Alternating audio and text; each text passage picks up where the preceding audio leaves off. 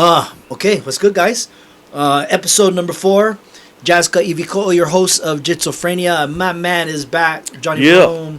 Johnny, where you was last week? Oh, last week I had family duties because I worked 2 jobs and my wife likes to spend time with me. So yeah, she said we had a birthday we had to go to in Waimea, so I didn't want to fight with her. I didn't want to go there, so I was like, you know what? We know the drill, bro. We know the drill. Yeah, so but I was stoked about episode 3. I loved it. I watched it right before I went to work, so that was pretty awesome. But I was dying to come back, Awesome. Well, glad to have you back, man. So for those of you who maybe didn't catch the last episode, our other brother, Moku Kahavai, is going to be taking a little sabbatical as he is training for the Nogi Worlds, brah. Yeah. I was trying to find old footage of him. I think, wasn't he in Metamoris 1?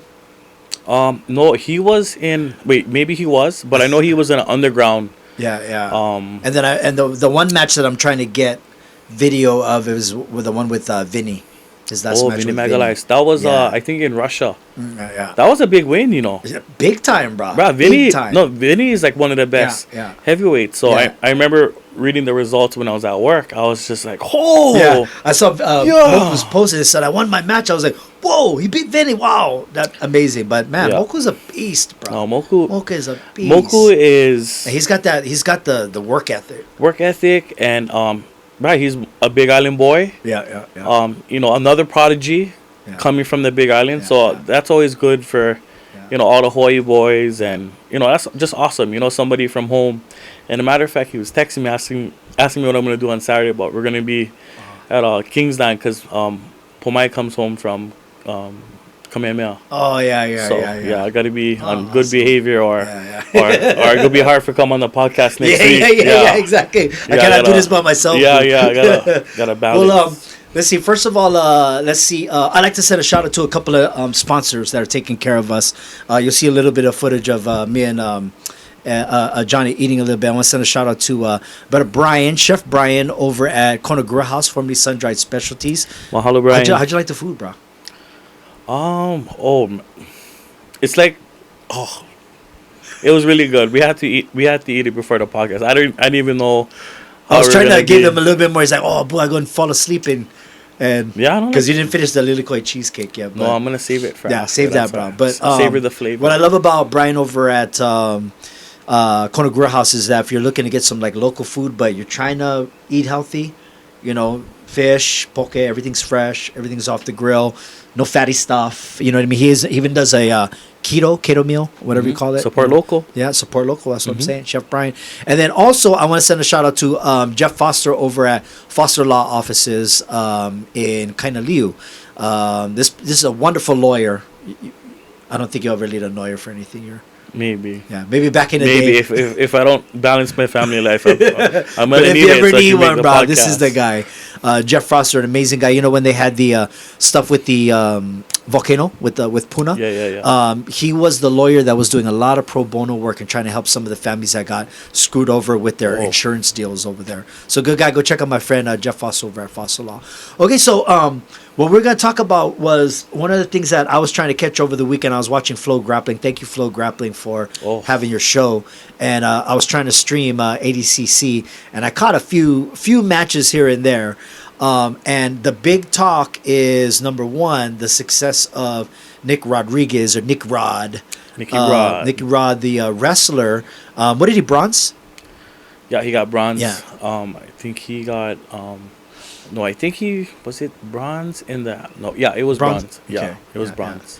But just for the fact that I guess he's 6-7 months in jiu-jitsu. And he got his purple belt too. Yeah, He got silver. I just remembered. He got silver. He got silver. Okay. Because I think Kanan Duarte was the one who beat him, not by decision, and that's still awesome because he beat Orlando Sanchez, and he was an Abu Dhabi champion and too. Kanan that night, Duarte, if I'm not mistaken, beat Buchecha. Kanan Duarte. Yeah, I thought he beat but Buchecha in one of the matches. In the weight class or in no? I think in absolute. I'm not sure. I just remember when I was watching. But he's a beast. I heard it. But just a beast. But when I was watching people comment on kind of trying to discredit him because of his jiu-jitsu. Well, it wasn't jiu-jitsu. He's using wrestling. No way. This is best of the best. This is like Enter the Dragon. right. This is Enter the Dragon, bro. Right. No, and I was trying to. I had kind of commented on there too because I've been familiar with ADCC since early days, watching it back then when had. Well, actually, also I want to mention too. Early Abu Dhabi, before it became popular, they used to have elite wrestlers too. That's what I was just about to say. Like John Olaf Inamo or whatever. I think he beat Hodger. Jeff Monson. Yeah. And there was also Mike Van Arsdale. Remember him? Yeah. Mike Van Arsdale. Yeah. So there was already elite caliber there was a lot, and I think that's what Mark Kerr. And it's if I'm not mistaken, it was a grappling combat in a sense. So to like the Olympics of submission grappling. Pretty much. So to try to discredit him on a jiu-jitsu is not fair. That's like a new school. No, this thing was going on way before a lot of guys got into it. This was like purely grappling. No, it's truly the best submission grappling tournament on the planet for sure. And it's only by invite, I believe. Yeah, invite or you got to do the trials. Oh, now you do the trials, but a lot of the winners. Or if you're like an outstanding athlete, then they invite you. Nicky Ryan went. Yep. I think he got eliminated right when he got there, but I mean, at the level, he's still a purple belt, and at that level, crazy. He won the West Coast trials, I believe. I think he submitted everybody. I believe he submitted everybody. He's crazy. He's the future. That he makes me. Whenever I watch him, he makes me question my belt.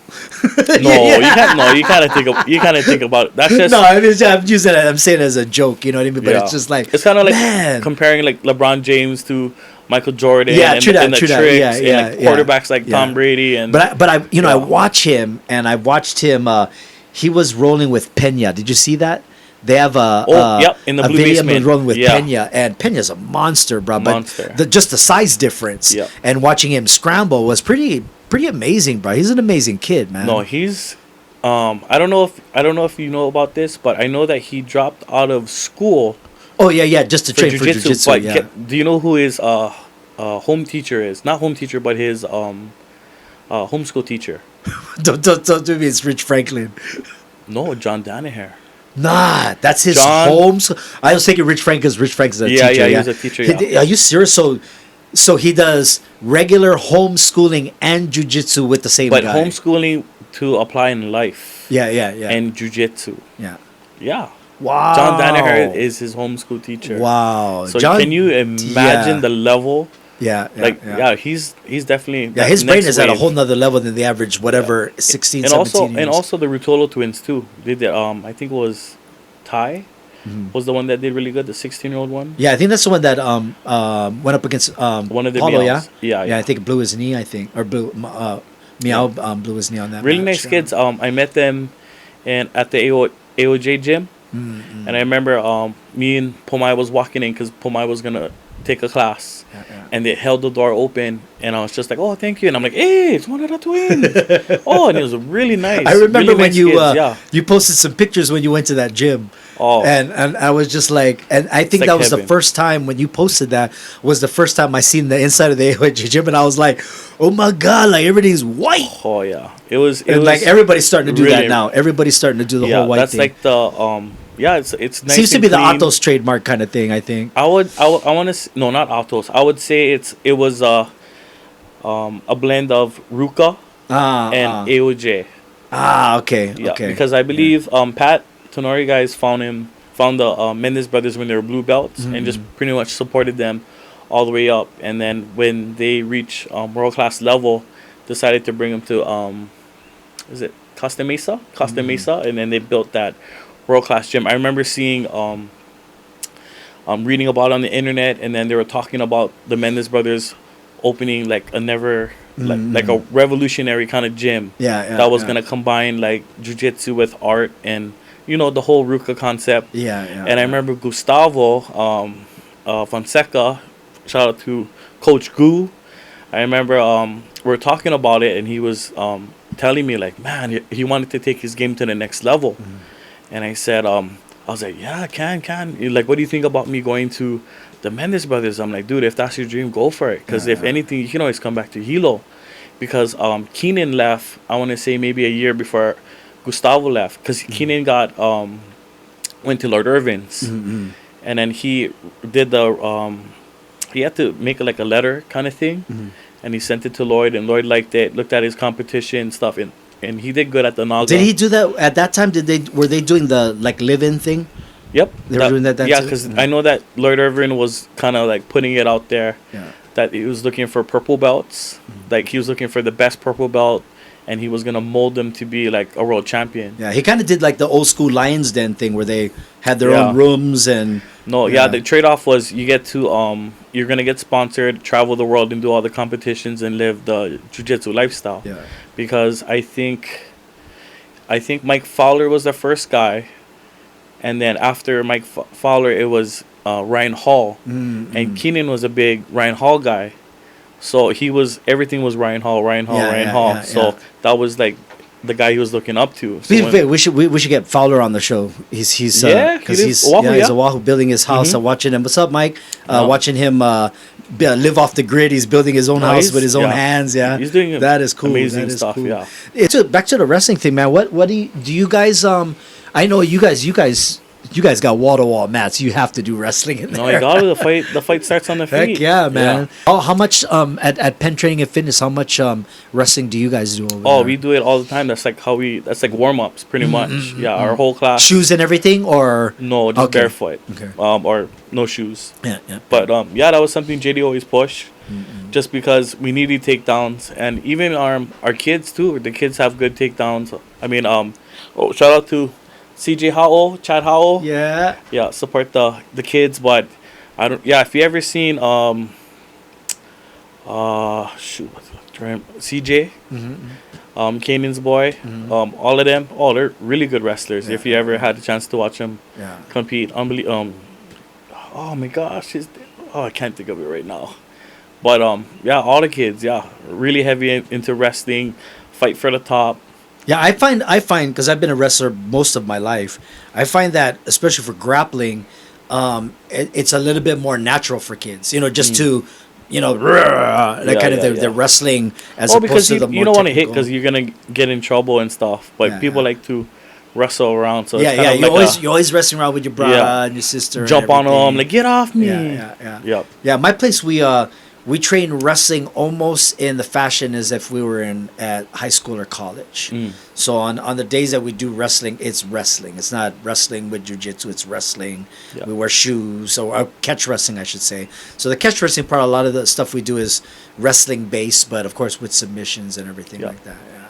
But I find it's very important. I find, especially in no-gi, I find it so important because, there's no grips. Yeah. So the overhooks and the underhooks and the riding of the legs and the shin rides and all this stuff is like so important when there's nothing to grab and things like that. Grab. No grip. Actually, it was Kainalu and CJ was always good fun to watch because they started maybe like 2-3 years old. You just watch them on the side just taking down each other, and you just knew that, oh man, if they keep it up, they're gonna. Especially when you start them that young, their form gets perfect like right from the get-go. You know, it's kind of funny because I consider myself second generation at the Penns, and then you have all like Ha'u guys, Kaku, all of them, and it's kind of funny because everybody kind of came up training, to fight, to scrap, defend yourself, and now we're in a stage now that it's becoming more sport, so it's kind of like transferring that to the kids. Yeah. So it's kind of funny, because everybody gets all competitive with the kids and stuff, but sometimes it's like, I just gotta let them have fun. Yeah. Do you find with there being so much, I guess, new school stuff out now, with the old guard, is there I wouldn't say less need for the old guard? Are the old guard less involved with teaching of the tournament guys and things like that because the game has kind of changed?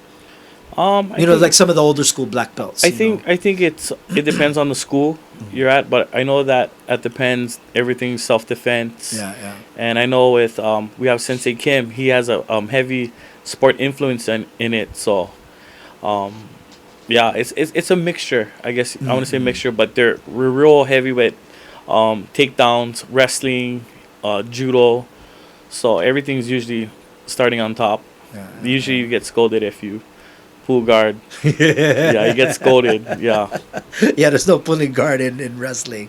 No, they try not to. But unless you have like a really good guard, but they want you to put more emphasis in taking down the guy, like getting in your reps. Yeah. Have you being you've been at the Penns? Oh man, what, at least 15 years or longer probably? Yeah, longer, I think. Longer, yeah. Maybe close to 20. Wow. Yeah, a lot of us, a lot of people like in the mainland, a lot of people in the mainland have a shorter journey. Yeah. Because they have that 7-day-a-week training. A lot of them single. A lot of them be able to quit school, go training. Oh my God. So a lot of us have been, especially like you and I. I've been in over 20, and I'm not a black belt yet. It's been like take 3 years off here, train 2 years, then take another 3 years off. So sometimes it adds to the 20. It adds to the the 20. A lot of my breaks was my car's breaking down too. Yeah, because you've always been going back. How long have you been? At least 10 years of you going back and forth? No, I think across the island? 20 years. Wow. Yeah, for those of you who don't know about like Hawaii geography, we're on the other side. We're on an island, and it is, what is it, 170 miles? There and back? Yeah, one way is 170, I thought. Nah, it's like maybe close to. But it's about 1.5 hour, 2 hour drive. Yeah. And it's not like freeway where it kind of zips by. So an hour and a half goes by slow. Over so imagine, doing that drive every day for 20 years. Over the mountain, yeah.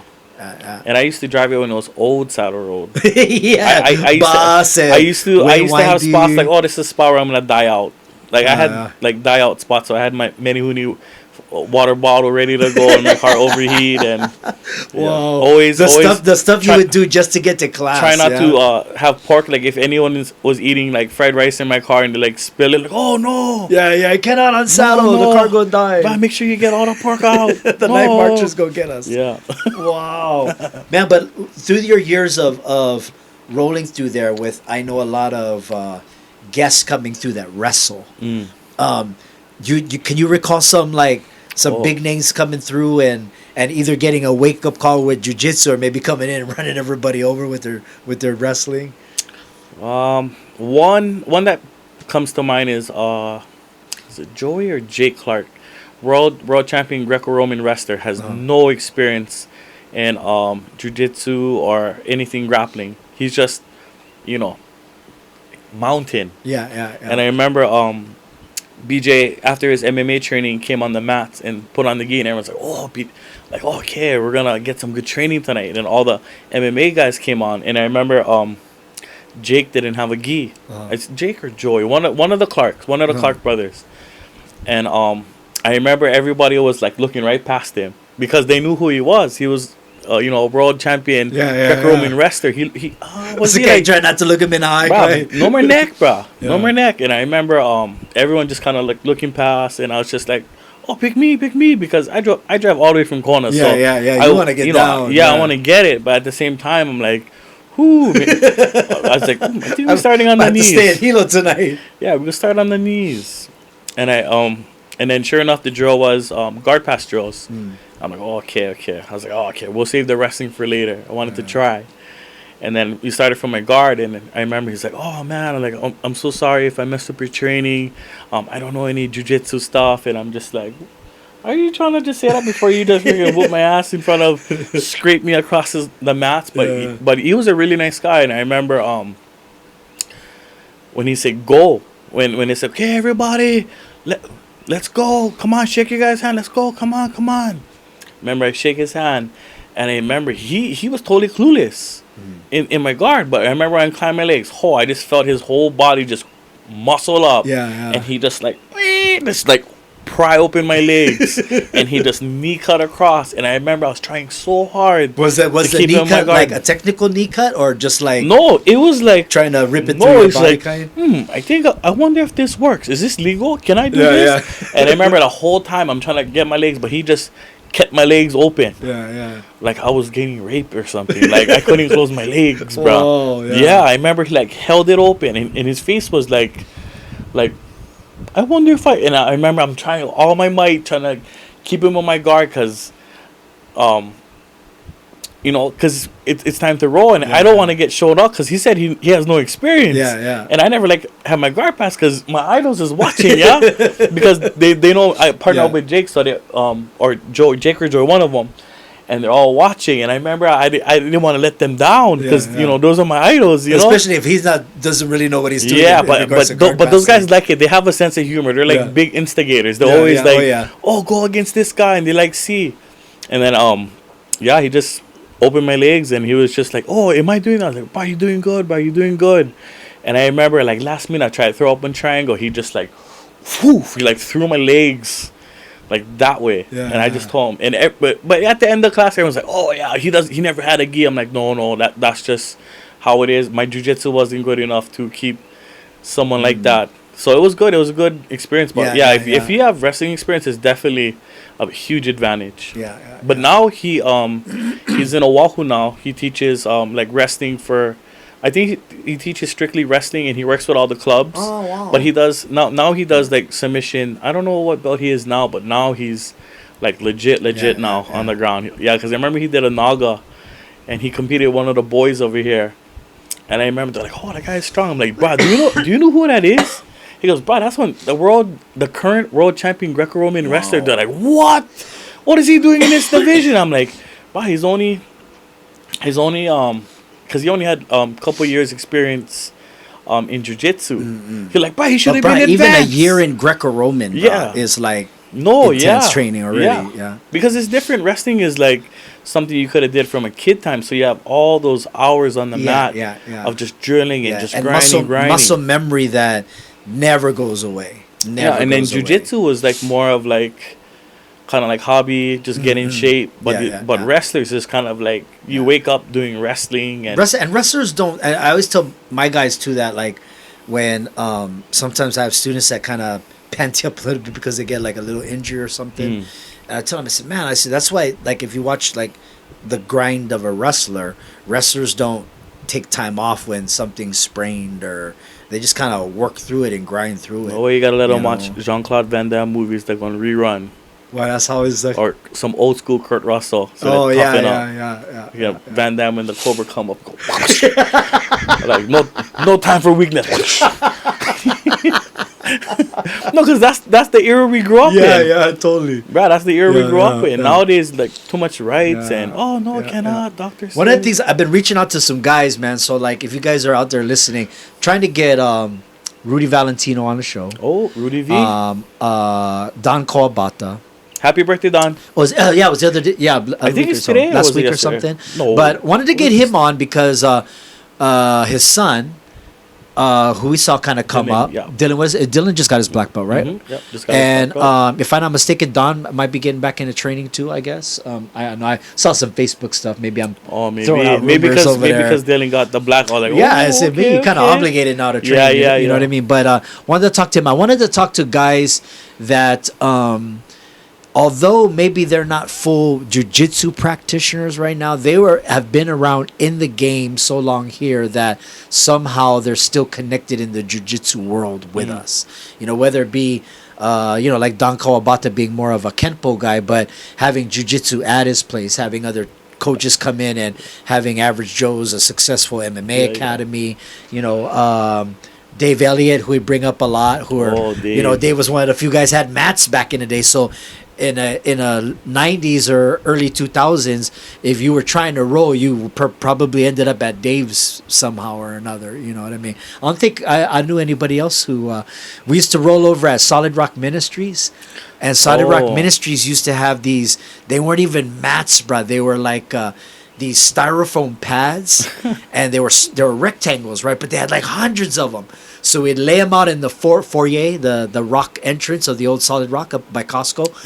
We'd lay all those out, and then we'd have like this 40 by 40 tent, brah, that would just flatten across, and then we'd stretch it out, put sandbags on it, and it was a huge mat, brah. And it was huge, brah. We could put like 40 guys on it. But it was all these like styrofoam mats, bro. It was kind of trippy. Well, because you got whatever you can to whatever you can. Yeah, it wasn't like how it is now with plenty options like zebra mats and springs under the mats. Now it's different, but back then it's kind of like whatever. Like I have a lot of friends that have put together some pretty creative home gyms because they need some place to roll when they're not. Yeah, at they got their the gym. bug. Yeah, they got the bug. So yeah. they set up, like they kicked out, one son just went away to school, so now that little 6x6 room is now a mat. You know what I mean? There's a article. Ultimate MMA magazine did an article on my gym in 2011, and it was talking about how I had an upholstery shop, and so my mats, I never took my mats up. So my mats, the cars that we were working on would drive right in on the mats, bro. Oh my so the God. mats would have the imprints of the tires, and we would scrub the heck out of them. But the mats were the old puzzle mats. They were probably about 3 different colors, just through the years, right? Just through the years, duct tape, down and everything like that. Never picked up to wash or anything like that. But I would use a lot of in my upholstery shop. We would do a lot of stapling. Oh, wow. With a compressor. So guys would roll, and then I hear guys go, ah! Oh, from the staples. There would be like a staple that I missed from my picking up or gosh. whatever to catch somebody in the eye. So it got to like where my spot was kind of known as like, oh yeah, Jazz is a cool spot to roll with, but you gotta wear like armor over there. No, you gotta feel the staples. But I mean, like, when you roll that way, there's a grind to it. You know what I mean? So Yeah. you're not spoiled now, or I guess you are spoiled in better situations. We're getting now. more and more spoiled over the years. Like yeah. I have matching puzzle mats now, and I feel so spoiled. Yeah. I'm not even at that. I'm hoping one day I get to do the white vinyl. You know what I mean? Like how they have it all set up now. Yeah, like yeah, AOJ now or something. now that's like the standard now. Yeah. Well, because it's clean. Yeah, white. You can see, Yeah. dirt and everything. Some Yeah. Old Navy, some Gap. My gym right now is kind of, and I've had it the same way for a while, but it's kind of 10th Planet No, looking. I like it. Very black and gray. Mm-hmm. At nighttime it's dark, which I kind of like, but but I'm It goes good with the catch wrestling, It's yeah, kinda like totally. The, So like kind the of dark a more side. dungeon. Cobra Because the Kai. snake pit, bro. The Yep. original snake pit, bro, was like a dungeon, bro. Like there was probably bacteria, the size of men. No, that's what made it tough. Exactly. The bro. bacteria. Yeah. Hey, did you see I guess it was on the news. Right, it was just today. It was the jujitsu stops, or was it a guy uses jujitsu to stop the moped thief, right? Yeah. So on the picture, I'm gonna try to post a picture, but it shows the guy on the floor. He's got him on knee. He's got him knee to the belly, He had right? knee on the belly. Got his 3 points. Yeah. I mean, he's got a nice 45 angle on the leg, and the moped is next to him, and he's got nice posture. No, it was nice. It was nice, nice because he said like, the scene looked sketchy, like they were trying to break into it. So I guess when he approached them, the first guy, I guess the lookout guy, went to go swing his skateboard across the Indian dock and put him down, and I think he just controlled him until the cops came. See, and that's also cool too, because I was just showing my wife that too, like just using jujitsu, you don't have to pound the guy. From that to the Matt Serra thing. Remember when he was like in the restaurant? There was a thing where Ryan Hall took down a guy, contained a guy. I mean, like, you can't do that with Muay Thai.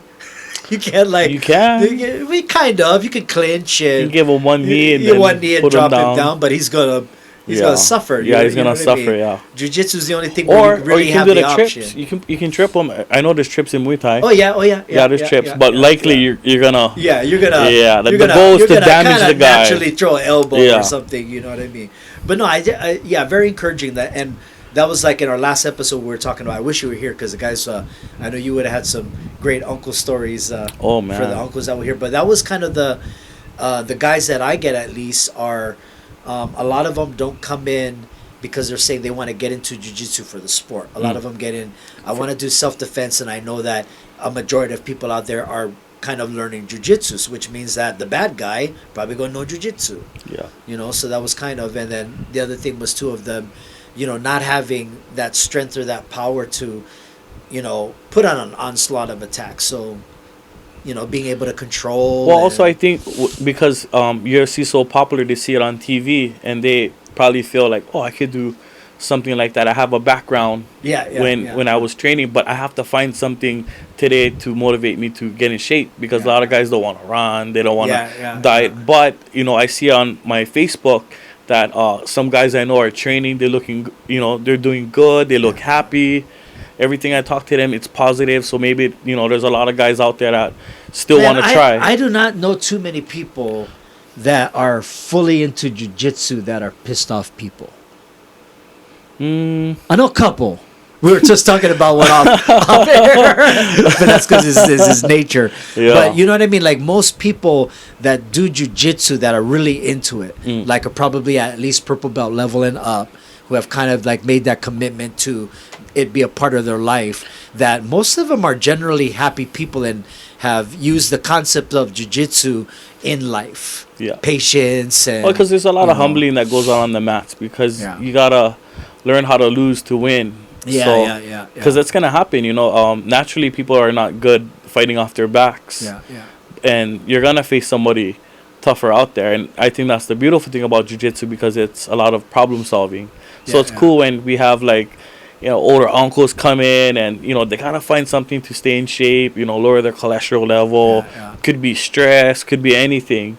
And they come into something like jiu-jitsu and it's fun. It's fun and exciting. I love watching uncles make that transformation to looking like they could barely walk. Yeah. And sometimes it's not even that condition yet. Sometimes you're almost not brainwashed, but you're almost made to believe that you're supposed to walk that way. Yeah. My hip is bad, so I'm supposed to limp like this. Because the doctors make it sound so bad. So it's kind of like I was telling you about before we were on camera, one of my students hurt her hand a little bit, and the doctor said no, nothing for 10 days, and she's like, man, I'm gonna miss class for 10 days. I'm like, why you gotta miss class for 10 days? It's a sprain on your thumb. Don't grip. I said, you saw me when I blew my shoulder. I put my hand in my belt. You know what I mean? Like when I had my shoulder bump, I put my hand inside my belt, and I just told guys, just don't pull it out of the damn belt. Yeah. And we're fine. We can roll.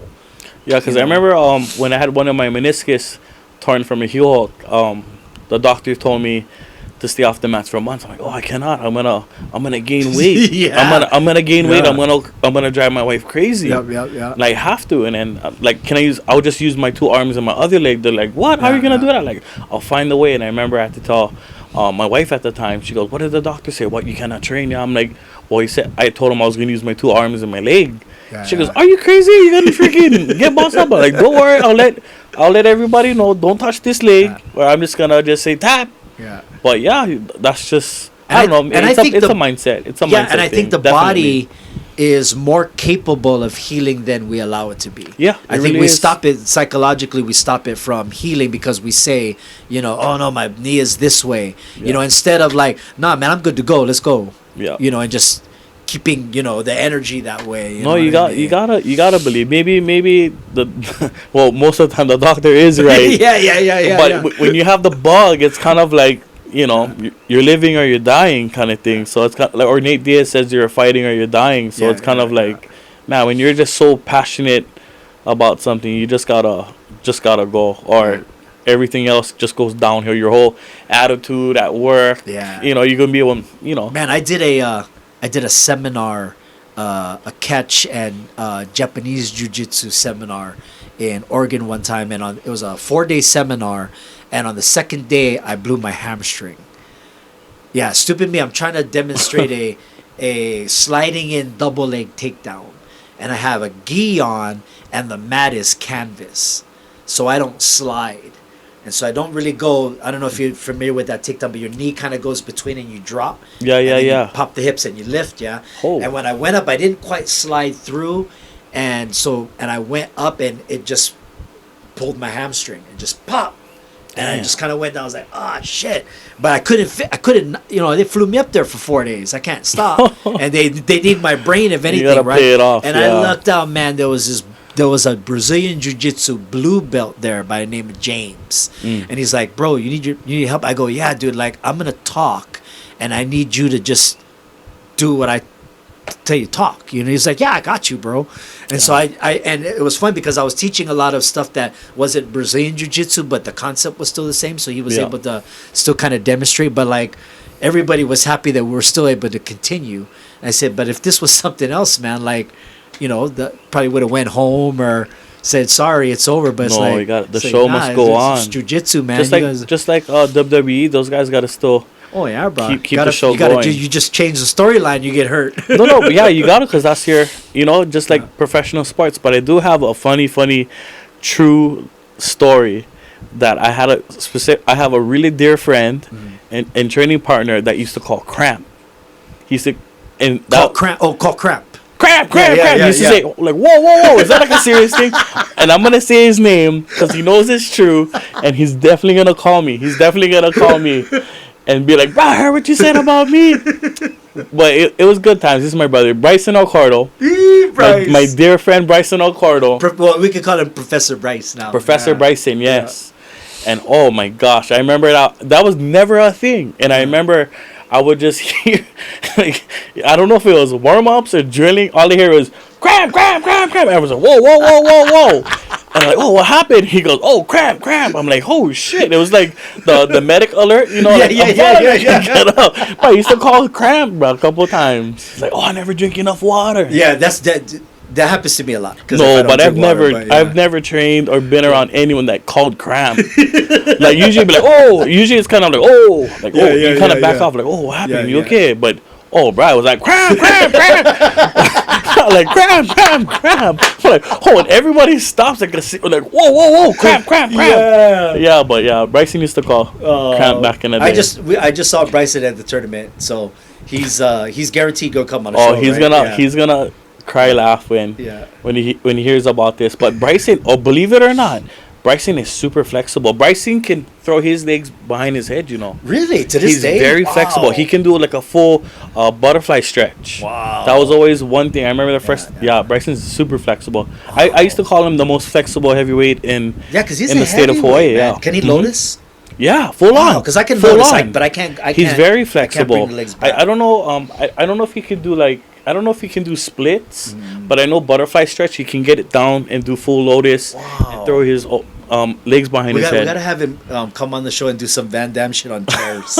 Like have him stretch out on chairs. Yeah, we can stretch him, and drop the coconut. And then crap! You can call it crap before the coconut come down. No, but yeah, he used to. Oh, bro, I remember. I'm like, it was like serious, like. Cramp. That's one thing, that's why I had gotten some comments. Shout out to everybody who's been watching so far, who subscribed to the channel, made your comments. It's so funny because I think his name Jason Rowland. What's up, bro? If you're listening, if you're watching, he goes, man, between the cookie frogs on your screen and the cookie frogs at my house, I cannot hear shit, you guys. Hey, we're getting better. No, we got it better, man. We're now in my recording studio. This is my recording studio, and I had it kind of moved around a little bit so we can do the show in here and whatnot. But what we're really doing this show for is for Hawaii Jiu-Jitsu. So I had a person text me from the mainland I was watching. Was like, why don't you talk about this? Why don't you talk about that? Because somebody else is talking about it. We're talking about our people over here, and if you find interest in it, then cool and enjoy. If not, and you don't know who the hell we're talking about, and you can give a shit, then sorry, but no, this is real stuff. This is all part of the journey. That people watch this and be inspired and want to come down to these gyms, because these gyms that we talk about are still in existence. A lot of the people or the instructors that Hawaii has especially because of BJ, has such a rich history in martial arts, especially with jiu-jitsu, and a lot of the key guys are still around and still teaching. Very qualified instructors. Very qualified, but still badasses to this day. Yeah.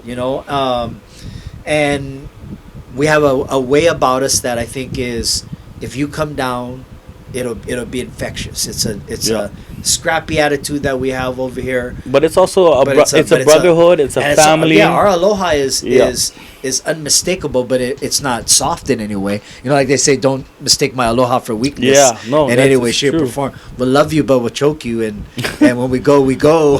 Choke aloha. Right? Choke aloha, bro. But thank you guys for tuning in. Again. Comment, hit us up on our personal Facebooks or whatever. We're not trying to be like we know it everything. We're just two guys, and everybody else that joins on the show. We're from Hawaii. We love jiu-jitsu. It's a part of our life, and we just want to share our experience and make new friends, and hopefully make new rolling partners here. That's right. You know what I mean? All right, so we're about to hit up episode 4 today. So of course I gotta feed Jonny. So I'm over here at Konagura House. I want to see brother Brian. And hi, Tita. Hi. What did I order today? I forgot. You ordered the Rodzilla. Rodzilla salmon. Could you describe that for my viewers? The salmon Rodzilla, it comes with 1 piece of salmon and a lobster crab cake and your twist of rice and the ocean seaweed salad or crab macaroni. And I had brown rice. Okay, thanks, Tita. You're welcome. Yeah, and then I'm gonna do a spicy grilled deluxe side, and then a couple of Lily call it cheesecakes. Brian's cheesecakes are crazy. Here's Brian right here. I know, not keto, but What's up, brother? I am Fried rice. I am not keto. Oh, what? This is the is this the cauliflower one? No, this is regular fried rice. yeah. Brian, say what's up. What's going So on? we're filming episode 4. Brian is our sponsor, and so we're gonna feed me and Jonny today. Brian, what you guys got going on this week? You guys get it other than I'm having your Rodzilla. Yeah. What else can people come check you out for this week? Oh, tomorrow. We're probably gonna do another smoked brisket over the hoagie. Oh. And then some coleslaw. Oh. The little coleslaw, and then of course Thursday's pork chops. Thursday is always pork chops. And then Okay. Friday's smoked prime rib. You guys are closed Sunday, though. Right? Closed Sunday. Okay, closed Sunday. Okay, check out Brian. Brian, what's your phone number, bro? 323-3512. Okay. You're hungry, Hoy. Oh my gosh, you say you bring your food. Okay, bro, go ahead. Open for the reveal. Right. So this is, of course, from Brian Konagura House. This is a salmon Rodzilla. So grilled salmon, brown rice, ocean salad, and then this is a lobster crab cake with his special aioli sauce that we call crack sauce. Cause it's like crack. Yeah. Boom. And where can we get this dress? This is at Konagura House. This is on Haleki'i Street in Kona, right by across from Corner Pocket. Oh my goodness. Bro.